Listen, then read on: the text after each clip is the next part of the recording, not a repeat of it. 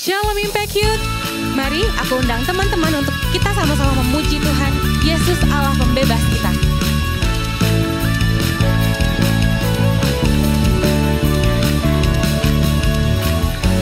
Firman terangi jalan, perisai iman di setiap waktu, lindungiku dari segala, tak pernah ku ragu karena Dia bersamaku, setia menjaga dengan kuasa mulia.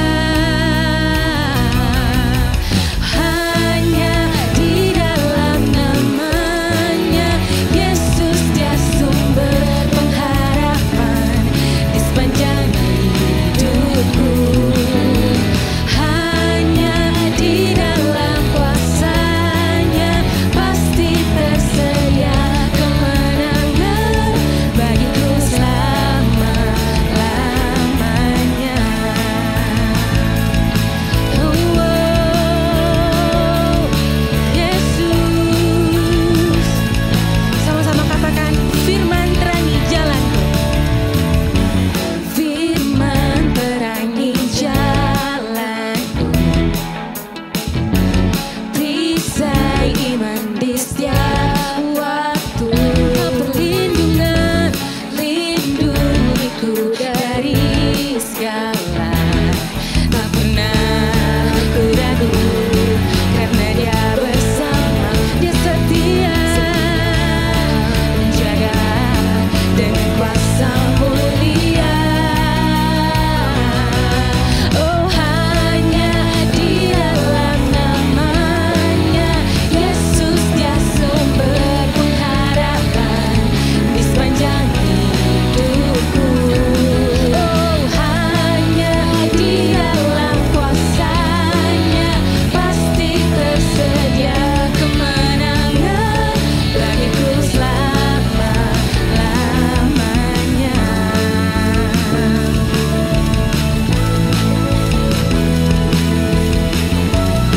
Di dalam Yesus ada pengharapan. Come on, Impact Youth. Di dalam namanya ada pengharapan, dalam kuasanya kemenangan. Oh, hanya di dalam namanya Yesus, Dia sumber pengharapan di sepanjang hidupku. Hanya di dalam kuasanya pasti tersedia kemenangan bagiku selama. Hanya di dalam namanya Yesus, Dia sumber pengharapan di sepanjang hidupku. Hanya di dalam kuasanya pasti tersedia kemenangan bagiku selama-lamanya. Dalam namanya ada pengharapan, dalam kuasanya kemenangan. Hanya di dalam-Mu, dalam namanya ada pengharapan, dalam kuasanya kemenangan.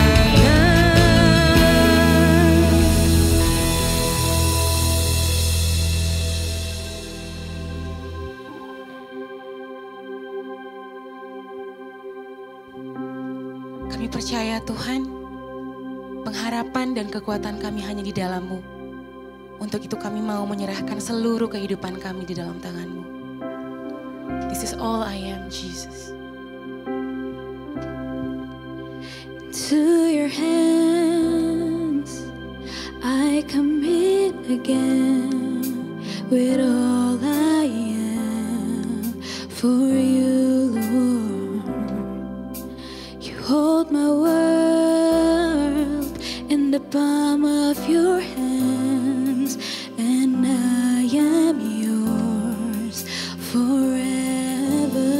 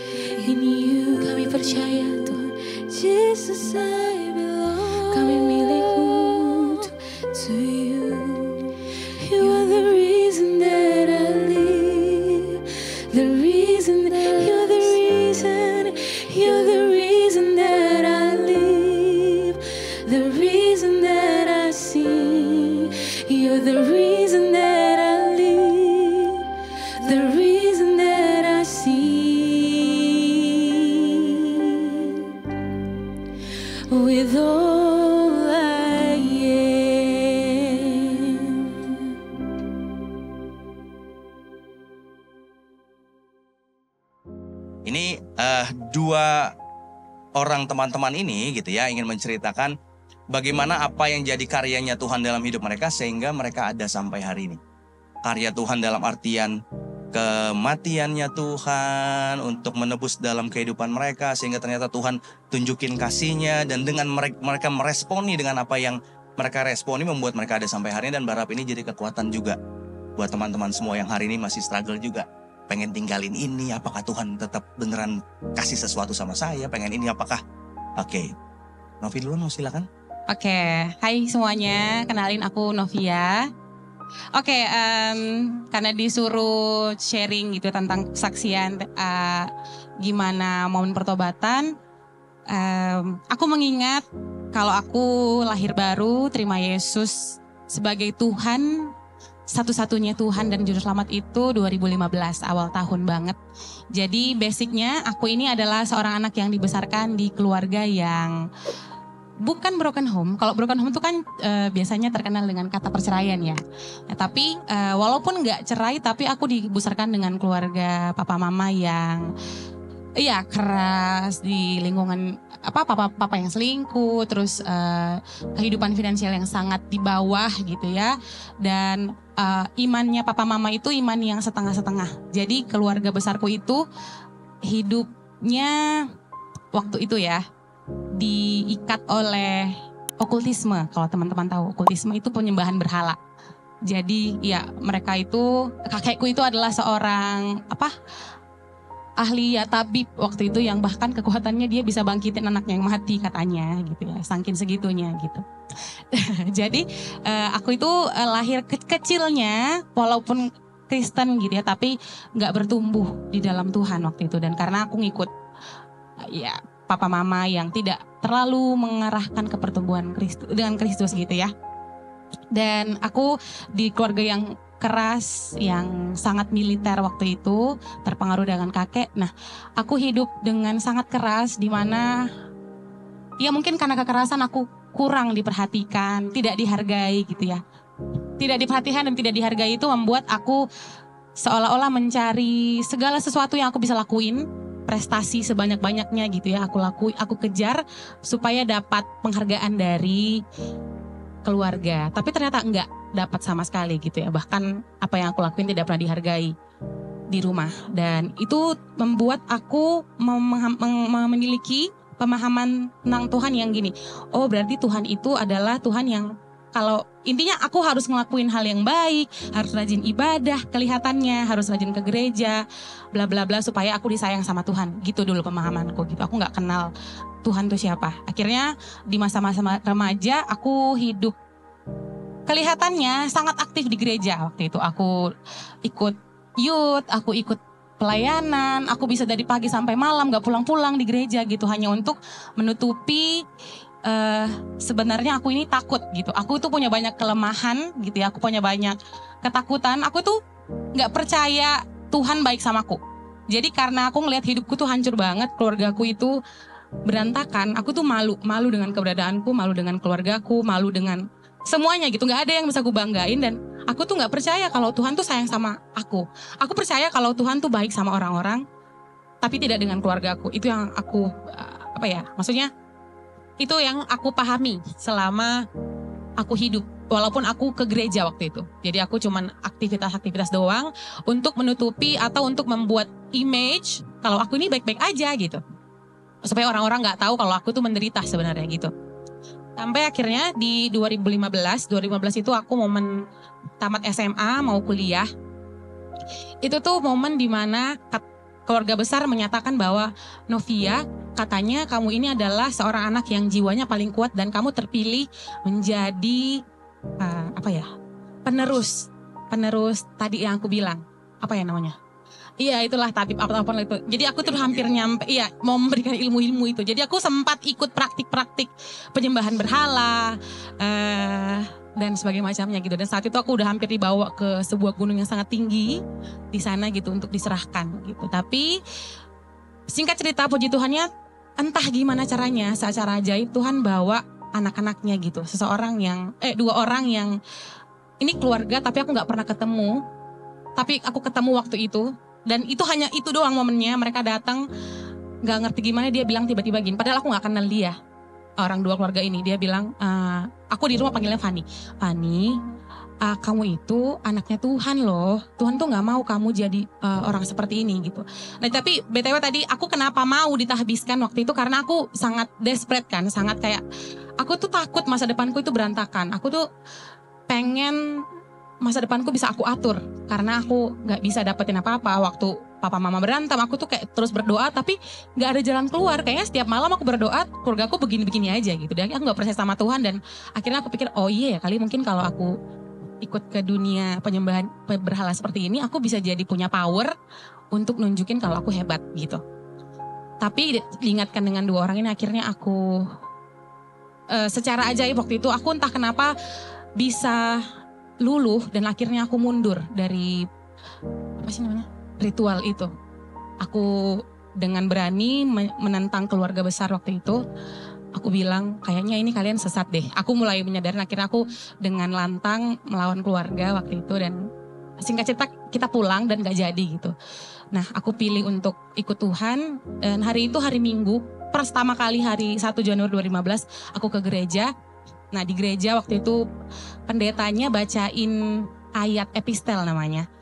Dia bacain ayat Keluaran 20 ayat 2-3 dengan suara yang lantang gitu ya. Itu pendetanya cowok, udah tua, suaranya gede. Aku cuma tutup mata tapi kayak aku ngerasa yang ngomong ini Tuhan bukan pendeta. Kata-katanya di ayat itu, akulah Tuhan Allahmu, jangan ada padamu Allah lain di hadapanku. Di situ aku langsung ngerasa, ih Tuhan, oh ternyata selama ini bodoh ya gitu. Maksudnya karena aku doa sama Tuhan malam, tapi besoknya paginya aku doa juga sama roh nenek moyang bla bla bla gitu.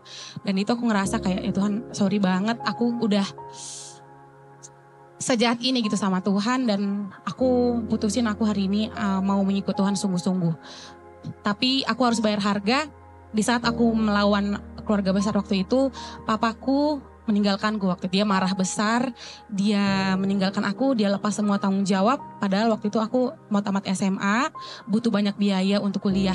Dan itu adalah momen terkelam yang aku pernah rasain gitu ya. Di saat aku butuh sosok, tapi ternyata dia malah ninggalin aku karena aku memilih jalan yang benar. Tapi aku momen itu ngerasa karena memang jatuh cinta sama Tuhan, kayak ya udah deh nggak apa-apa gitu. Aku belajar untuk bersekutu, aku berdoa, aku baca Alkitab sungguh-sungguh. Sampai suatu momen aku ketemu sebuah ayat waktu lagi baca Alkitab di Mazmur 27. Ada bilang gini, sekalipun ayahku dan ibuku meninggalkan aku, namun Tuhan menyambut aku. Di situ aku kayak pemikiranku tuh diubah gitu. Tuhan yang tadinya aku pikir sosok yang bisa dibeli dengan perbuatan baik, tiba-tiba kayak berubah. Aku ini bapamu, sekalipun papa mamamu yang nyata tuh menolakmu. Waktu demi waktu aku jalanin, dan Tuhan dengan ajaib memampukan aku untuk mengampuni. Waktu itu aku mengampuni, dan aku putuskan untuk berdoa buat keluargaku setiap malam. Dan puji Tuhan setahun berlalu, mujizat terjadi. Gak ngerti kenapa, jadi selama ini tuh hidupku dari mulai kecil sampai umur 17, aku tuh benci banget di rumah karena rumah tuh gelap gitu suasananya. Kayak ngerasa, tahu nggak sih lingkungan yang kayak ada ruangan terus dia mencekam gitu, menakutkan, nggak nyaman gitu. Nah aku nggak suka di rumah. Tapi sedihnya aku dipaksa untuk di rumah gitu. Itu membuat aku bertumbuh jadi orang yang pemberontak, tapi masih di dalam, nggak bisa kemana-mana gitu. Dan momen itu setelah aku berdoa sama Tuhan setiap malam, setahun tiba-tiba gak ngerti kenapa ada momen waktu itu papa tiba-tiba ajak makan bersama. Tiba-tiba kita punya budaya yang baru, papa tiba-tiba mau ke gereja, tiba-tiba dia mau berdoa, pimpin doa malam. Kita punya waktu buat ngobrol. Dan entah kayak gimana, karena kan tadi papa mama sebenarnya dia itu selalu berantem dan ya banyak kekerasan lah yang kita saksikan. Gak tahu kenapa suatu hari malam-malam gitu sebelum aku tidur aku ngelihat mama papaku ngobrol dengan sangat romantis. Gak tahu entah kayak gimana caranya.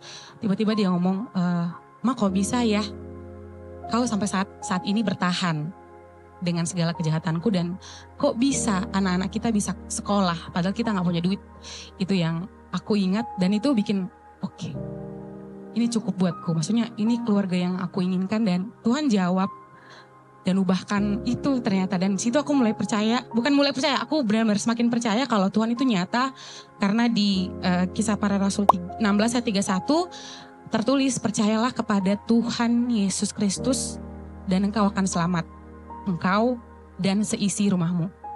Itu momen yang aku percayain. Dan memang tadi proses pertobatan itu adalah proses seumur hidup sampai kita mati gitu. Dan walaupun ada banyak pergumulan sampai sekarang, aku percaya Tuhan ada gitu ya. Dan sampai sekarang aku jadinya punya kekuatan gitu. Sekalipun aku sekarang merantau, aku jauh dari keluarga, aku punya Tuhan yang jadi Bapa buatku di tempat ini. Sekalipun proses di pertobatan tadi itu benar yang kata Kak Felix. Kan aku suffer dari rasa tidak diperhatikan, suffer dari ditinggalkan gitu ya. Dan aku sangat sering mengalami luka kekecewaan. Tapi ternyata Tuhan membawa proses kekecewaan demi kekecewaan itu menjadi alat untuk Tuhan semakin menunjukkan bahwa akulah yang sejati gitu. Bukan orang-orang yang kamu harapkan. Itu sih Kak. Tepuk tangan lu dong. Ada ceritanya sendiri ketika akhirnya Tuhan dengan waktunya gitu ya bisa pas lagi mau diserahin, terus ada orang dua ngomong, kan itu bisa pas. Bukan kebetulan, tapi memang karena Tuhan punya rencananya untuk bikin Kanovi nggak jadi diserahin. Coba kalau jadi diserahin, nah kita mau doa kesembuhannya minta Kanovi yang sembuhin kali ya, gitu ya. Saking punya ilmunya, tapi maksud dalam arti tapi bukan dari Tuhan gitu ya. Tapi intinya sekarang bisa jadi bagian dari kita gitu, jadi salah satu leader juga di Komsel yang ada, leader di paket yang ada, jelas karena ada rencana Tuhan yang Tuhan kasih bagi Pandekan Novi. Sekali lagi tepuk tangan dulu dong. Kalau Elisia mau cerita apa, dari mana ceritanya coba? Kalau ini tadi leadernya, ini sekarang anak Komselnya. Nah, maksudnya dari anak Komsel gitu ya, mewakili anak Komsel. Ini anak Komselnya Kak Dita ya. Ya, silakan Elisia. Mungkin perkenalan dulu. Oh silakan boleh. Kalau yang belum kenal kenalin. Jadi halo teman-teman semuanya. Perkenalkan nama aku Elisia. Saat ini aku masih sekolah SMA gitu ya. Di salah satu sekolah yang cukup dibilang gengsi kali ya. Iya. Exactly. Jangan disebut, udah dibelok-belokin. Jangan disebut. Walaupun kata orang katanya penabur susah segala macam, tapi bersyukur masih bertahan. Susah. Okay. Susah keluarnya maksudnya kan? Sebenarnya jujur aku lagi grogi sih. Mungkin kesaksian dari aku itu aku pengen cerita dari masa SMP aku sekitar 4 tahun yang lalu lah ya. Di saat aku masih kelas 8, itu momen dimana aku baru kenal sama yang namanya Tuhan gitu. Pas masa-masa SMP itu tuh menurut aku adalah masa-masa yang sangat kelam karena banyak hal-hal kenakalan yang aku lakukan. Kalau mungkin orang-orang sekarang lihat, Elisia kayak kalem gitu, baik, sopan, tapi ternyata enggak, di masa lalu itu sangat-sangat berbeda. Dan aku tuh dulu orang yang suka bohong gitu ya, kayak misalnya di sekolah gitu, ada guru yang kasih tugas atau PR gitu, aku kadang kayak suka bohongin, aduh bu, sorry bu, kebuang PR-nya sama mama gitu, padahal mah gak dikerjain. Atau kayak pengen lagi mau bolos sekolah, terus alasan lagi mau bikin pisah gitu, bilang aja, aku suruh mama aku bilang ke guru aku. Terus sampai situ tuh ya emang jadi hal yang biasa menurut aku, hal-hal bohong. Terus juga aku jadi orang yang suka marah, kayak aku nggak bisa mengontrol emosi aku dengan baik. Kayak setiap kali mama atau papa aku lagi mungkin berusaha untuk nasehatin gitu ya, tapi aku kayak nggak mau dengerin gitu, maunya tuh ngelawan aja, berontak gitu. Nah sampai suatu saat tuh aku merasa kayak kehilangan arah kali ya, kayak aku merasa hampa.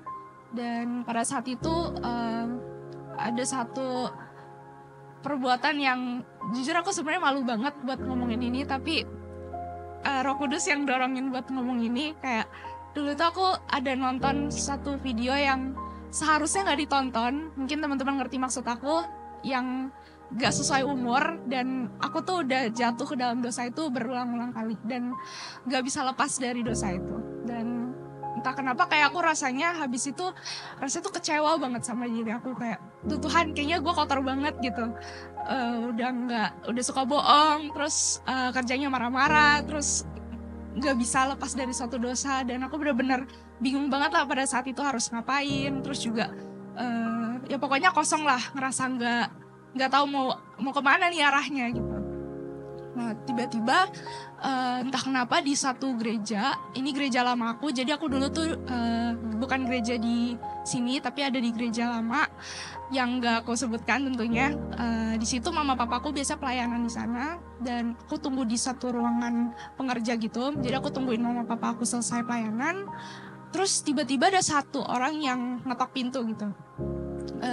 dia ngetok pintu. Pada saat itu cuman aku doang di ruangan itu, nggak ada siapa-siapa, cuman aku dan orang itu. Dia ketok pintu terus dia bilang gini, pelayanan yuk minggu depan, mau nggak jadi guru sekolah minggu? Terus aku diem dong. Aku bingung banget mau jawab apa, karena kayak aku ngerasa hidup aku berantakan banget, kayak masih suka ngelakuin dosa, masih suka bohong segala macem. Masa layak gitu jadi guru sekolah minggu di mana harus jadi teladan gitu kan. Terus kayak kalau udah pelayanan kan emang harus tunjukin kalau udah rohani gitu segala macam. Pikiran aku pada saat itu kayak gitu. Tapi entah kenapa kayak aku iyain aja ajakan itu. Terus mulai minggu depannya aku pelayanan. Pada saat itu aku bingung harus ngapain, karena itu benar-benar pertama kali aku pelayanan dan aku cuma ikut-ikut doang gitu dari kakak-kakak sekolah minggu yang ada. Terus situ aku diajarin gimana cara WL yang baik, sampai bawa firman, belajar ngomong depan anak-anak gitu yang mungkin kelihatannya mereka lucu-lucu nyebelin, tapi diajarin gitu gimana cara ngatasin anak-anak yang susah diatur gitu. Pada saat itu aku bener-bener ngerasa banget diubahkan, karena dari pelayanan itu kayak bikin aku kayak ternyata Tuhan tuh baik ya sama aku. Tuhan bisa pakai aku yang berdosa ini, yang gak layak ini, bisa jadi berkat, bisa jadi teladan gitu buat anak-anak yang masih kecil-kecil. Dan tiba-tiba aku diajakin untuk dibaptis, karena pada situ kan aku belum dibaptis ya. Dan dibaptis, terus pada saat itu aku ingat banget pas itu masih pakai biasanya kan kalau dibaptis kayak pakai jubah putih gitu ya, terus ada salibnya di tengah. Itu aku udah di kolamnya gitu. Aku tuh masih feel guilty, kayak aku tuh cemas banget karena ini bener gak sih gue habis dibaptis harus hidup bener nih gitu kan. Siap gak nih gue ninggalin dosa-dosa gue, karena pas gue dibaptis hidup gue harus baru, hidup gue harus bisa jadi teladan. Dan pada saat itu aku bener-bener kayak sebelum aku dicelupin gitu ke air, aku tuh bener-bener di sini tuh kayak berantem banget di pikiran aku. Terus sebelum itu ada satu perempuan, udah ibu-ibu gitu, dia kayak mungkin kayak pendeta atau apa gitu. Dia bantuin aku, dia doain aku sebelum aku dicelupin gitu. Terus pada saat dia doain aku, dalam hati aku tuh sama pikiran aku tuh aku mengulang dosa-dosa yang udah pernah aku lakukan. Kayak aku tuh flashback hal-hal yang gak baik. Terus aku cuman bilang, Tuhan tolong layakan aku yang penuh dengan dosa ini, karena aku benar-benar gak layak Tuhan gitu. Ibu itu cuman ngomong ke aku, dia sambil doain aku, dia bilang, Tuhan mengasihi kamu gitu. Kamu kalau emang ini jangan aku sempat doa juga kayak, Tuhan aku minta doa supaya aku pintar gitu, aku nggak bodoh-bodoh banget, karena aku pada saat itu ngerasa kayak hidup aku tuh penuh kosong, dan aku mau supaya aku tuh nggak kayak gitu lagi dulunya. Dan aku pada saat itu kayak dikuatin banget dari habis dia ngomong gitu, kayak Tuhan sayang sama kamu, Tuhan mengasihi kamu, mau gak apa-apa, gak usah kayak gitu lagi gitu. Terus habis di turning point itu aku benar-benar kayak ngerasa diubahin banget, kayak dari yang dulunya aku mungkin ngerasa nggak dihargai, nggak dikasihi, tapi setelah itu kayak aku punya pandangan yang baru. Ternyata Tuhan itu benar-benar sayang sama kita. Mungkin teman-teman di sini yang ngerasa nggak layak, kayak udah merasa kayak melakukan banyak dosa, atau kayak udah merasa kotor banget, please, Tuhan itu masih terima kita gitu. Kalau kalian mungkin kayak cemas, aduh Tuhan masih terima aku nggak ya? Dia selalu terima kita apa adanya, karena dia Bapak yang baik gitu. Seorang Bapak pasti mau terima anaknya kembali. Terus dari situ aku juga sampai aku ikut Impact Youth juga dari bulan Desember kayaknya. Ya bulan Desember, terus juga bersyukur karena dapat teman-teman yang baru, teman-teman yang super baik, sampai kayak bener-bener kayak kalau lagi down atau apa dikuatin, disupport. Mungkin pas kita ikut Tuhan itu tuh nggak selalu baik-baik aja, karena kayak semakin kita ikut Tuhan tuh ada aja kan tantangannya, kayak berusaha untuk jatuhin kita, godaannya makin kuat. Tapi kalau kita udah sungguh-sungguh dari awal nih mau percaya Tuhan, mau ikut Tuhan, entah kenapa caranya tuh selalu di luar dugaan kita. Dia bakal bisa bikin kita tuh balik lagi ketika kita lagi sedih, lagi butuh kekuatan gitu, pasti entah kenapa kita pasti balik lagi, kita mau cari Tuhan lagi. Mungkin aku mau tutup dengan satu ayat gitu ya, dari 1 Yohanes 4 ayat 10. Ini dari versi BMK. Inilah kasih, bukan kita yang sudah mengasihi Allah, tetapi Allah yang mengasihi kita dan mengutus anaknya supaya melalui dia kita mendapat pengampunan atas dosa-dosa kita. Jadi bukan, hidup kita ini bukan tentang kita, tapi tentang Tuhan gitu. Bukan sebanyak apa kita pelayanan, sebanyak kita doa, sebanyak apa kita mengasihi Tuhan, tapi Tuhan yang mengasihi kita. Tentang Tuhan Yesus yang begitu besar untuk mengasihi kita. Mungkin itu aja, Kak. Tepuk tangan sekali lagi buat Alicia. Diberkati kan? Kak Felis sebenarnya baru dengar ceritanya Alicia sekarang. Aku aja diberkati sama kesaksiannya. Dari dua cerita ini, tapi Tuhan ingetin di hati gitu bahwa perubahanmu itu bukan tuntutan. Ya, perubahanmu bukan tuntutan, tapi aku yang tuntun. Jadi perubahanmu bukan tuntutan, tapi tuntunan. Jadi ketika tadi Kak Novi, Elsia semua dituntun sama Tuhan, kita dengar sendiri dengan ceritanya. Ternyata dituntun sama Tuhan sehingga perubahan demi perubahan ada dalam kehidupannya mereka. Kak Felis tanya satu pertanyaan terakhir sebelum boleh kembali duduk, jangan pulang. Tentang kebangkitan Tuhan Yesus gitu, kuasa kebangkitannya. Bagaimana menyikapinya dan apa yang kamu hidupi tentang itu dari Novi? Oke. Kebangkitan Tuhan itu buatku ya awalnya itu hanya sebuah momen, hanya momen Paskah gitu. Tapi kebangkitan itu menunjukkan bahwa kepercayaan kita nggak sia-sia. Jadi gini, kan dari cerita Passion of Christ kita tahu kalau Tuhan Yesus itu mati kan ya. So kalau di film-film pahlawannya mati, ya gak asik gitu. Misalnya kita nonton terus pahlawannya mati, biasanya gak enak kan kita nonton endingnya sad ending. Tapi ternyata ceritanya Yesus itu gak cuma sampai di kematian. Dia bangkit pada hari yang ketiga, menunjukkan bahwa dia menang melawan maut. Artinya gak ada lagi satu kuasa apapun yang bisa menandingi kuasanya Yesus. Dan cara menyikapinya adalah gini. Jadi kan tadi kalau aku suffering dari ketidakpercayaan, aku tuh sulit banget untuk percaya gitu ya.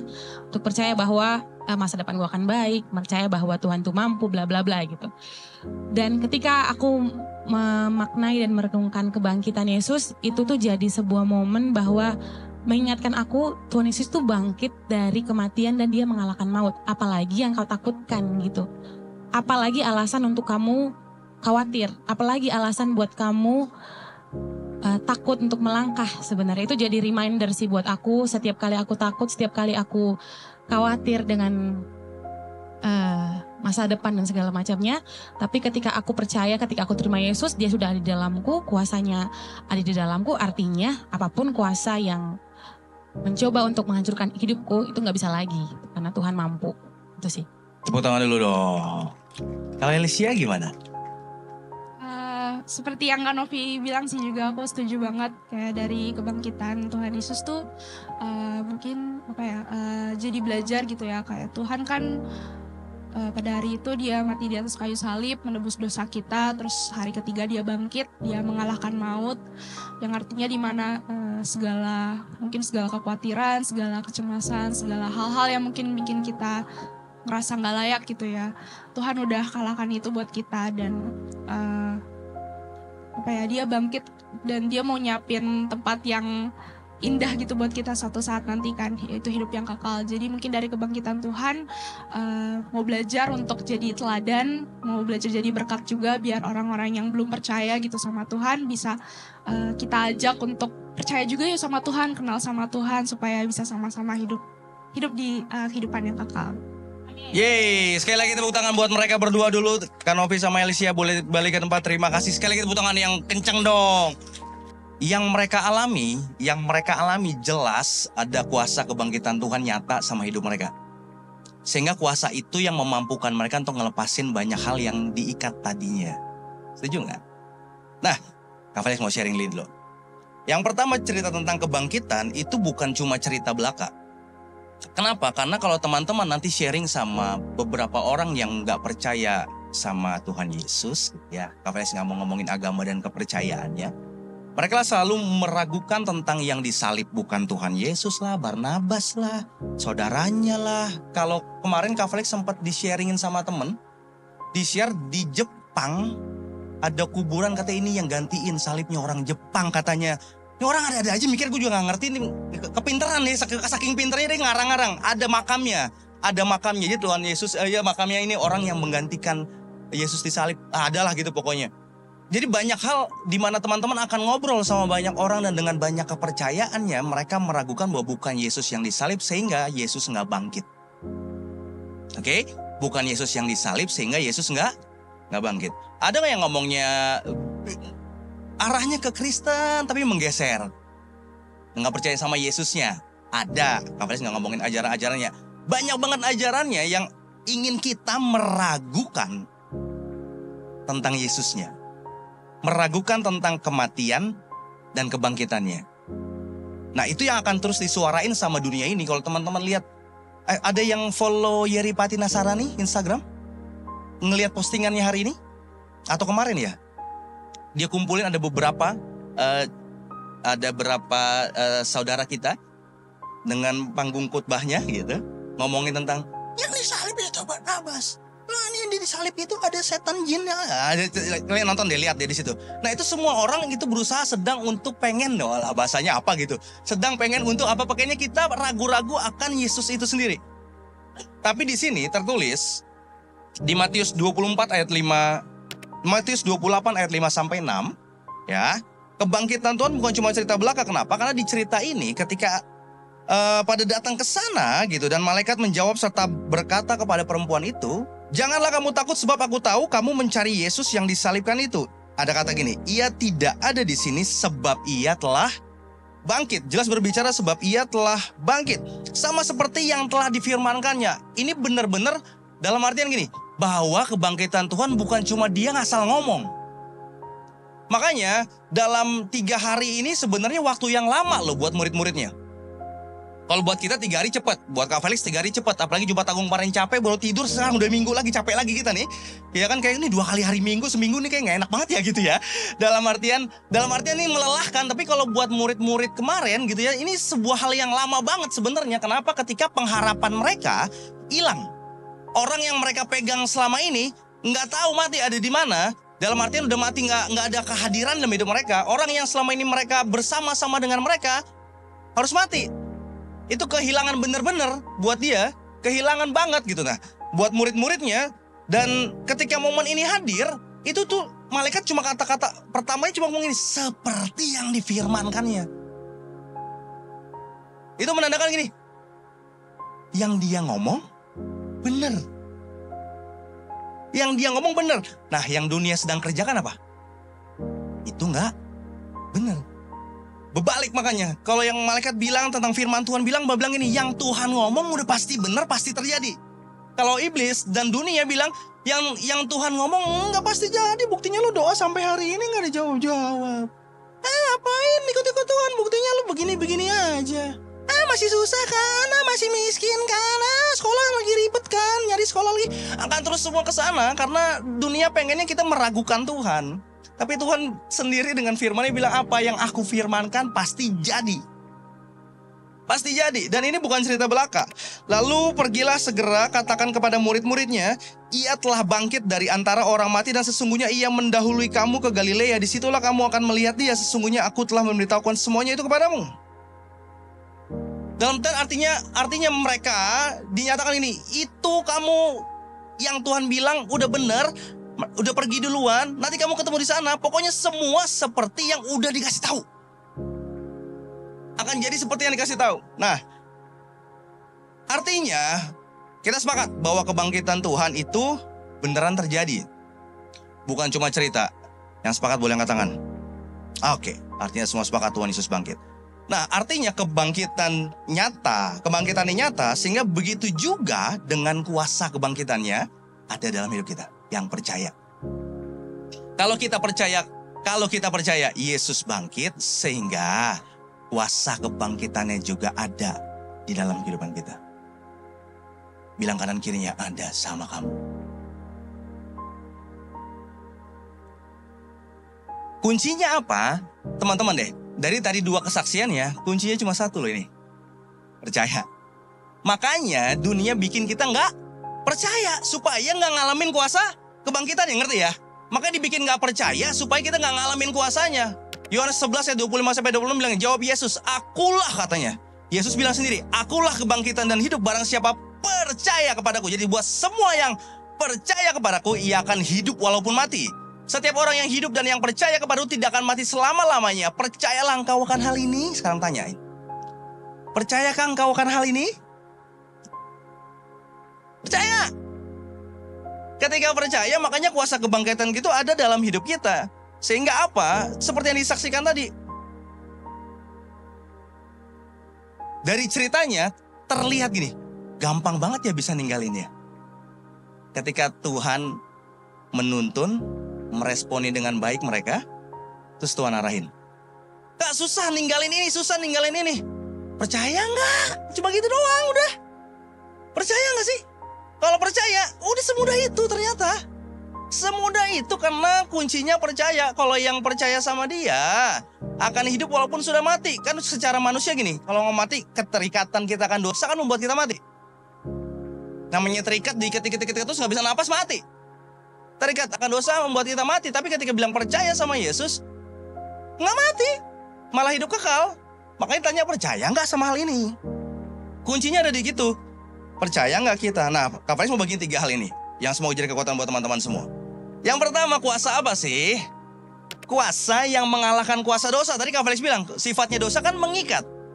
Nggak ada lagi yang bisa lawan, kecuali kebangkitan Kristus. Makanya kuasa itu yang membuat kita juga mampu mengalahkan dosa. Melepaskan segala dosa. Dalam segala tadi yang teman-teman saksikan, yang teman-teman dengar dari Kanovi dan dari Elsiada, jelas ada kuasa yang hidup di dalam mereka sehingga mereka bisa meninggalkan dosa. Karena mengalahkan dosanya karena bukan kuasa mereka. Karena Tuhan dan kuasa kebangkitannya ada. Roma 6 ayat 5-6. Sebab jika kita telah menjadi satu dengan apa yang sama dengan kematiannya, kita juga akan menjadi satu dengan apa yang sama dengan kebangkitannya. Sama matinya, sama bangkitnya. Karena kita tahu bahwa manusia lama kita telah turut disalibkan. Supaya tubuh dosa kita hilang apa? Sehingga tubuh dosa kita hilang kuasanya, agar jangan kita menghambakan diri lagi kepada dosa. Makanya orang yang percaya sama kuasa kebangkitan Tuhan, pasti, Kak Faiz sudah bilang, pasti arahnya ninggalin dosa. Bukan ini dosa, aku percaya sama kuasa kebangkitan Tuhan, terus diam di sini. Nggak mungkin. Orang yang percaya sama kematian dan kuasa kebangkitan Tuhan, pasti arahnya meninggalkan. Makanya ngomongin pertobatan, bahasa aslinya metanoia, artinya, kalian tahu? Ya, berbalik 180 derajat, tapi perubahan cara pikir. Maksudnya cara pikir gimana? Aduh, ini enak sih di sini, ninggalin sayang banget. Kita nggak akan bisa meninggalkan sesuatu yang masih dalam pikiran kita itu sebuah hal yang nikmat. Masih hal yang enak. Mengasih halnya. Tapi ketika tahu ini hal yang mendukakan, ini hal yang akan membawa sama maut, jelas kita kan meninggalkan. Jadi kuasa kebangkitan itu ada sama teman-teman semua. Karena kuasa itu yang memampukan kita mengalahkan dosa kita. Karena kuasa kebangkitannya yang membuat tubuh dosa kita hilang kuasanya. Dan aku tidak lagi diperhamba sama dosa. Udah gak diikat lagi sama dosa. Makanya nyanyian kalau Kak Marlon dari tadi seharian nyanyi, ku bebas, bebas, bebas. Ku bebas artinya apa? Nggak ada yang ngikat. Karena ada kuasa kebangkitan Tuhan yang ngalahin dosa. Lalu yang kedua, kuasa kebangkitan Tuhan itu apa? Kuasa apa? Nih 1 Petrus 1 ayat 3-4. Terpujilah Allah dan Bapa Tuhan kita Yesus Kristus yang karena rahmatnya yang besar telah melahirkan kita kembali oleh kebangkitan Yesus Kristus dari antara orang mati. Ada kata apa?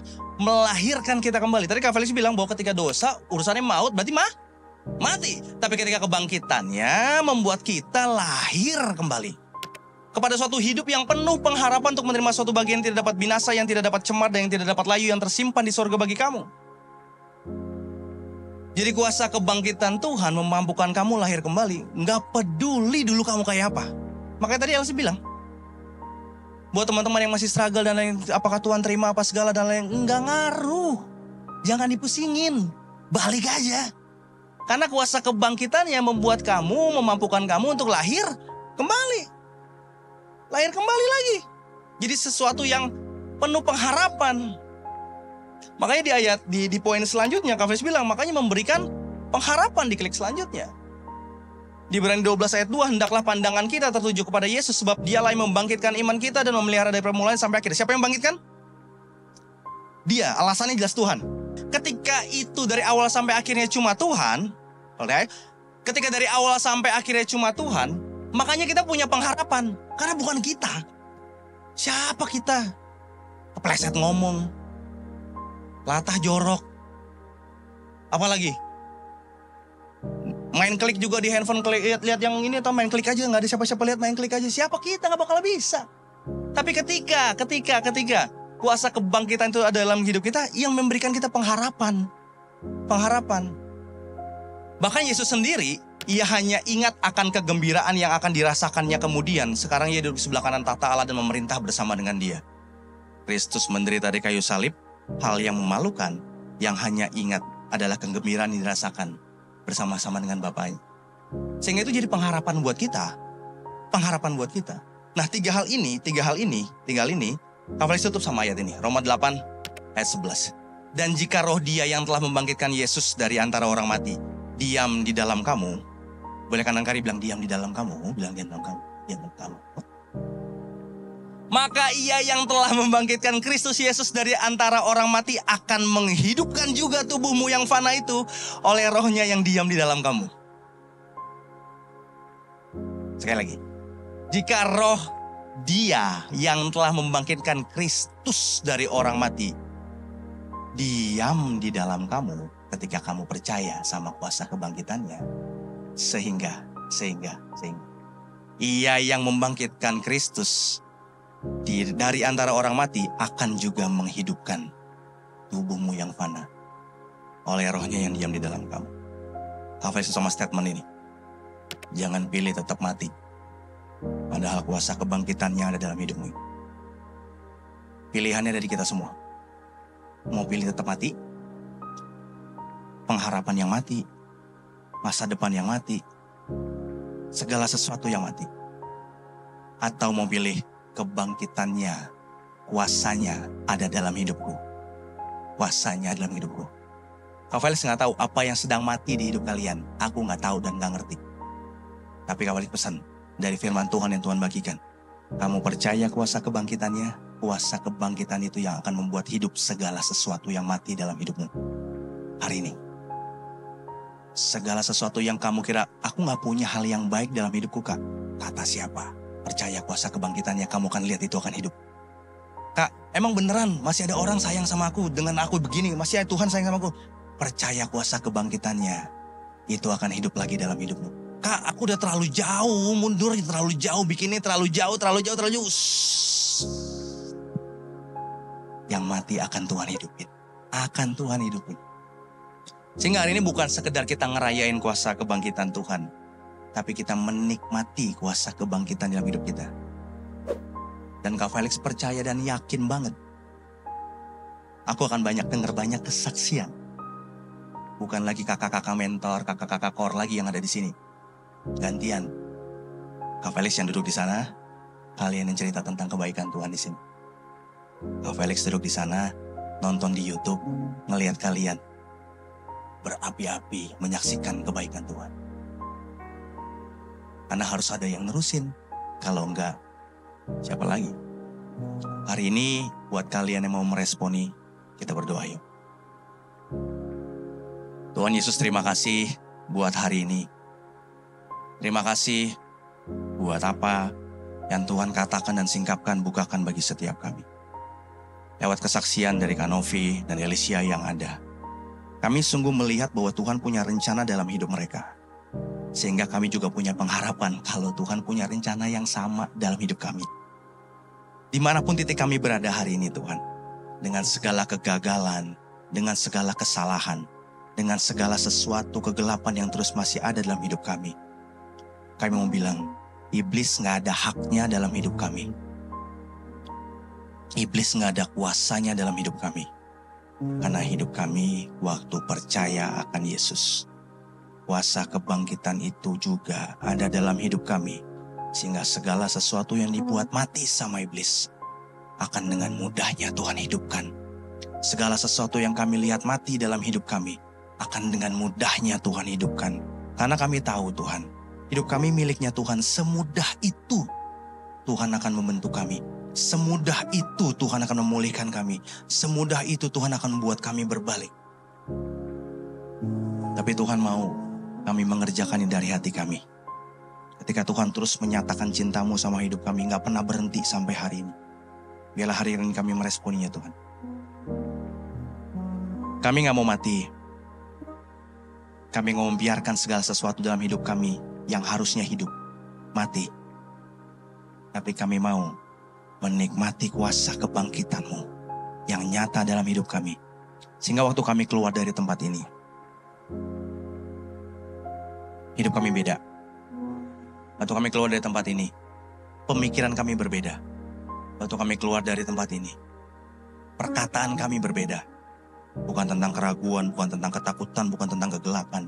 Tapi tentang Tuhan, keajaiban kuasa kebangkitannya yang memampukan kami melangkah demi langkah dalam hidup kami mengarah pada Tuhan. Tuhan, aku berdoa buat teman-teman Impact Youth yang ada, adik-adikku yang ada di tempat ini Tuhan. Berdoa dalam segala sesuatu yang ada dalam hidup mereka. Aku berdoa gak kelewatan satupun. Semua rencana Tuhan jadi dalam hidup mereka di dalam nama Yesus Kristus. Gak ada rencana Tuhan yang gagal dalam hidup mereka. Karena ada kuasa kebangkitan Tuhan yang terus Tuhan nyatakan hari demi hari dalam hidup mereka tuh. Dan aku akan melihat, dan aku akan dengar banyak hal tentang kebaikan Tuhan yang Tuhan nyatakan bagi mereka. Biar ada waktunya gantian aku yang duduk untuk mendengar mereka bersaksi tentang Tuhan. Gantian aku yang duduk mendengar mereka memberitakan firman Tuhan. Gantian aku yang duduk untuk melihat mereka dipakai sama Tuhan. Karena ada yang Tuhan hidupkan dalam hati mereka. Ada yang Tuhan nyalain dalam hati mereka. Dan mereka kembali mempermuliakan nama Tuhan. Segala kemuliaan hormat hanya bagi Tuhan. Di dalam nama Yesus Kristus. Sama-sama kita katakan. Amin.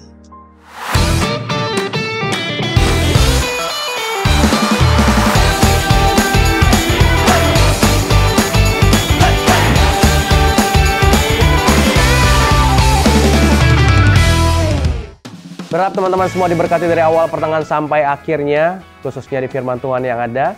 Apa yang Tuhan minta lepaskan, sama-sama kita lepaskan. Supaya hidup kita terus diisi sama kebenaran demi kebenaran firman Tuhan dan mempermuliakan Dia. Teman-teman ikuti terus Impact Youth yang ada setiap hari Sabtu jam 5 sore secara online di YouTube channel Impact Community Indonesia. Dan juga kami mengundang teman-teman bisa hadir secara onsite di ibadah Impact Youth yang ada setiap hari Minggu jam 5 sore. Setiap hari Minggu jam 5 sore. Besok kita ada ibadah Paskah bersama-sama. Kami undang teman-teman juga hadir bersama-sama dengan kami di Gereja Impact Community Indonesia di Mall of Indonesia lantai P3 jam 5 sore.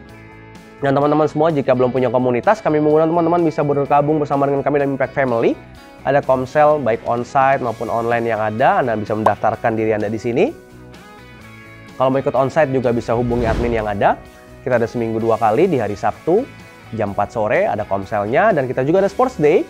Selang-seling sama komsel, kita akan olahraga bareng-bareng di daerah Kelapa Gading Sunter sana. Teman-teman juga bisa hubungi admin di sini, nanti bisa diarahin, bisa dikasih tahu kalau teman-teman mau ikut. Dan untuk kalian yang punya sekolah, persekutuan doa, dan lain-lain, pengen kami layani bersama-sama, please dengan senang hati kami akan melayani kalian. Hubungi admin yang ada, kami siap melayani teman-teman semua. Nggak usah pikirin apa-apa, pokoknya kepengen jadi berkat buat kalian. Jadi hubungi teman-teman di admin yang ada ya. Dan selanjutnya bahwa teman-teman jika kalian ingin mensupport pelayanan Yayasan Tangan Pengharapan seperti yang kalian tahu, kalian bisa beli baju keren ini, ada kaos positif by YTP, dan khusus untuk memperingati Paskah ini ada diskon 50% sampai besok terakhir. Ya teman-teman buruan check out, buruan juga kalau teman-teman di Kelapa Gading sekitarnya bisa datang secara langsung di ibadah Paskah yang ada besok. Ada 5 kali ibadah, 8, 10, 12, jam 3, jam 5 sore. Teman-teman bisa beli di sana, nikmati diskon 50%-nya, jarang-jarang diskon 50%. Dan dari apa yang kalian beli jadi berkat dan untuk memuliakan nama Tuhan, karena you buy means you donate. Itu aja teman-teman semua, sampai ketemu minggu depan, Tuhan Yesus memberkati.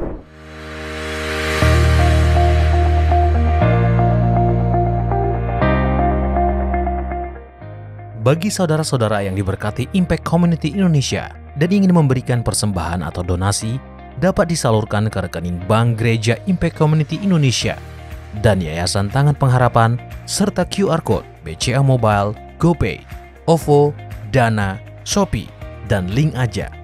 Ibadah Impact Community Indonesia menjadi 5 sesi.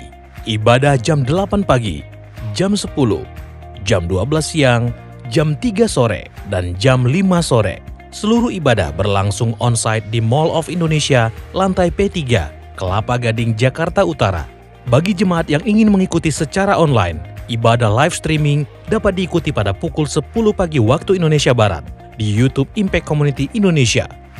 Mari bersama-sama untuk datang dan mengikuti 60 Minute Worship secara on-site setiap Rabu malam pukul 19.30 waktu Indonesia Barat, langsung di Gereja Impact Community Indonesia, Mall of Indonesia lantai P3. Mari bawa keluarga dan ajak orang-orang yang Anda kasihi. Impact Community Indonesia Friday Service. Ibadah setiap hari Jumat yang ditayangkan secara online pukul 19 waktu Indonesia Barat. Ibadah Saturday Service. Ibadah Sabtu Impact Community Indonesia ditayangkan online setiap Sabtu pukul 19 waktu Indonesia Barat di YouTube Impact Community Indonesia dan YouTube Henny Kristianus. Setiap ibadah online Impact Community Indonesia sudah tersedia subtitle dalam bahasa Indonesia, bahasa Inggris, dan Mandarin. Anda dapat mengaktifkan dengan klik tombol CC atau closed caption pada layar Anda. Healing Worship Night setiap Selasa pukul 19 waktu Indonesia Barat akan disiarkan secara langsung di YouTube channel Impact Community Indonesia dan Henny Kristianus. Spesial bagi kaum muda, ibadah Impact Youth pukul 17 waktu Indonesia Barat di Mall of Indonesia lantai P3. Bagi jemaat di luar kota Jakarta dapat menyaksikan ibadah youth secara online di YouTube Impact Community Indonesia. Bagi Anda yang ingin tahu lebih banyak tentang firman Tuhan, dapat bergabung dalam Bible Study Impact Community Indonesia melalui virtual setiap 2 minggu sekali pada hari Sabtu pukul 9 pagi waktu Indonesia Barat. Pendaftaran ini gratis dan dapat dilakukan dengan mengisi form registrasi melalui scan QR Code atau dapat menghubungi nomor yang tertera di layar Anda. Saksikan Menabur Cinta untuk Indonesia setiap Sabtu jam 11 waktu Indonesia Barat di YouTube Tangan Pengharapan. Ikuti Daily Devotion setiap hari Senin sampai dengan Jumat jam 6 pagi waktu Indonesia Barat di YouTube Henny Kristianus serta pukul 7 pagi waktu Indonesia Barat di YouTube Yohanes Kristianus. Impact Community Indonesia memiliki sebuah komunitas untuk kita bertumbuh bersama. Bagi Bapak Ibu Saudara yang ingin bergabung di Komsel Impact Community Indonesia, dapat mengisi link form pendaftaran di bawah ini. Bagi Anda yang rindu menjadi jemaat Impact Community Indonesia, dapat mengisi Google Form atau scan QR Code di layar Anda. Saudara dapat mengirimkan permohonan pelayanan doa dan konseling, atau jika Anda memiliki doa yang terjawab, serta kesaksian atas jawaban doa Anda, melalui Google Form, WhatsApp, atau email impactcommunity.id@gmail.com. Bagi Anda yang rindu untuk dibaptis, Anda dapat mendaftarkan diri Anda dengan scan QR Code yang ada di layar kaca atau menghubungi kami di 0811 9777 745. Mari bergabung dalam perjalanan ziarah ke Turki 7 Gereja Wahyu, tanggal 15 hingga 25 September 2024, bersama Pastor Yohanes dan Pastor Henny Kristianus. Dalam perjalanan ini, kita juga akan mengunjungi Kapadokia dan Troy. Dapatkan bonus menaiki cable car di Pergamon Acropolis dan menginap di Hotel Bintang 5 selama perjalanan. Daftarkan diri Anda sekarang juga, karena tempat sangat terbatas, dengan menghubungi nomor yang tertera di bawah ini atau dapat menghubungi Booth Kanatur di lobi Impact Community Indonesia, Mall of Indonesia lantai P3. Tangan Pengharapan memproduksi merchandise Positive by YTP dan batik Tangan Pengharapan untuk menolong pendidikan anak-anak pedalaman Indonesia. Pembelian dapat dilakukan di online store Tangan Pengharapan, di Tokopedia, Shopee, dan WhatsApp merchandise Tangan Pengharapan di 0813 1100 5568. Temukan dan ikuti media sosial kami di YouTube dan Instagram Impact Community Indonesia.